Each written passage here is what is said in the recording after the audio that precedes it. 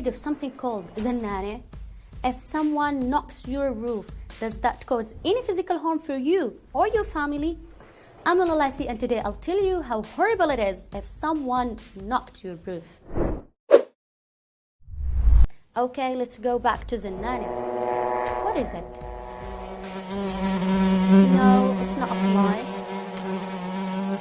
Not even a bee. Yes, this is the zannane. You can get rid of a fly or a bee, but you'd never be able to get rid of this zannane, which means buzzing overhead. It is a source of daily trauma for Palestinians in the occupied Gaza Strip. The anxiety-inducing sound to Gazans' lives is this constant buzz of this remotely piloted aircraft.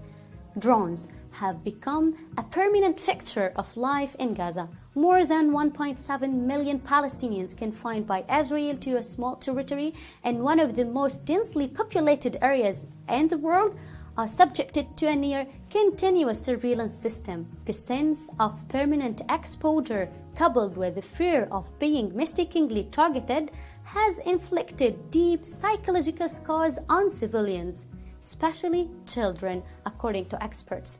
But there are many more lethal dangers than that sound made by drones. According to statistics compiled by human rights groups in Gaza, civilians are the chief casualties of what Israel refers to as surgical strikes launched by drones. But what does a surgical strike mean? A surgical strike is a military attack which is intended to damage only a legitimate military target with no or minimal collateral damage to surrounding structures, vehicles, buildings, or the general public infrastructure and utilities. Despite of the Israeli claims that the intelligence provided by drones makes it easier to target those Palestinians it has defined as terrorists, a research shows that civilians are the main victims. Let's see. In 2012 attack on the besieged Gaza Strip, 36 out of 162 Palestinians who were killed then were a result of drone strikes. Of those 36, 2/3 were civilians, and furthermore, 100 were injured by drones.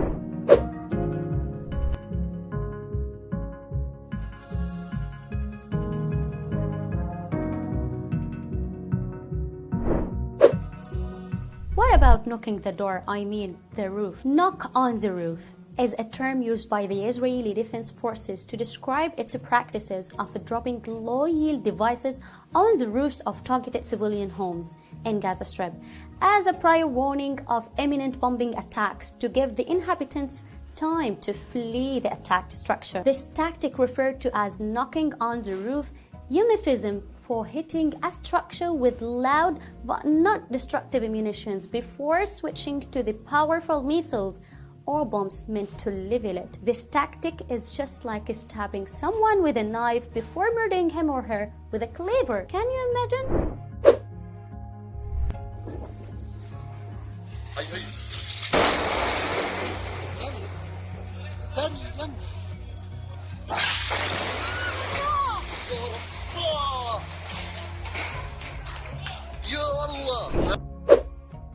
The Israeli military has argued that this practice saves lives by giving the occupants a chance to escape. Let's see. According to the Commission of Inquiry formed by the UN Human Rights Council, in one case examined by the Commission in 2012, a 22-member family including 9 children were given just a few minutes to evacuate their home after a roof knock in the early hours of the morning while they were asleep. 19 of them died because there wasn't enough time for them to escape.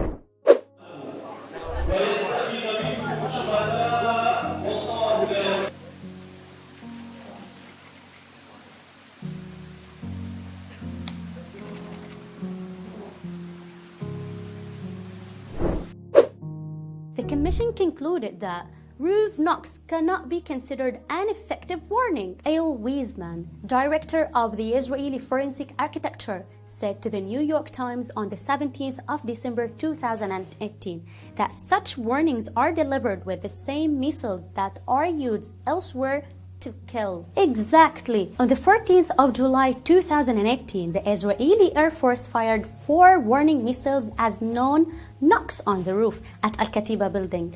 Lethal warning directly killed 2 Palestinian kids, Amir al-Namira and Luay Khel. Both are 14. This is their last selfie before they were targeted by the lethal warning missiles.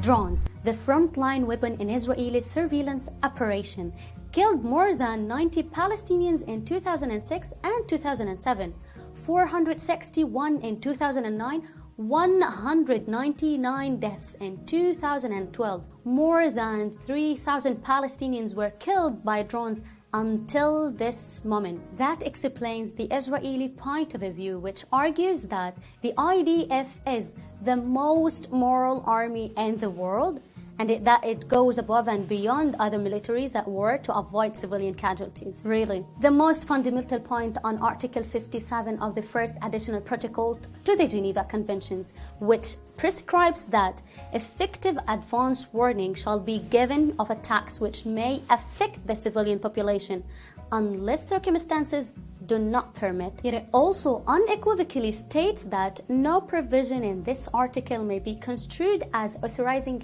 any attacks against the civilian population, civilians, or civilian objects. Roof knocking likely violates the later part of the provision. Surveillance, civilian targeting, assassination, a lethal warning technique. Let me tell you who provides Israel with those drones. Elbit Systems, Israel's largest military and arms company. It profits from Israeli war crimes. In a way or another, it kills kids for profits. Palestinians call for an international embargo on the trade of weapons to and from Israel. We seek a world where solidarity, care, and justice come before weapons and profits. Okay, that's enough for today. See you. Oh, wait, if you like the video, don't forget to hit the like button and share it to let the whole world get to know the real face of Israel. See you next video.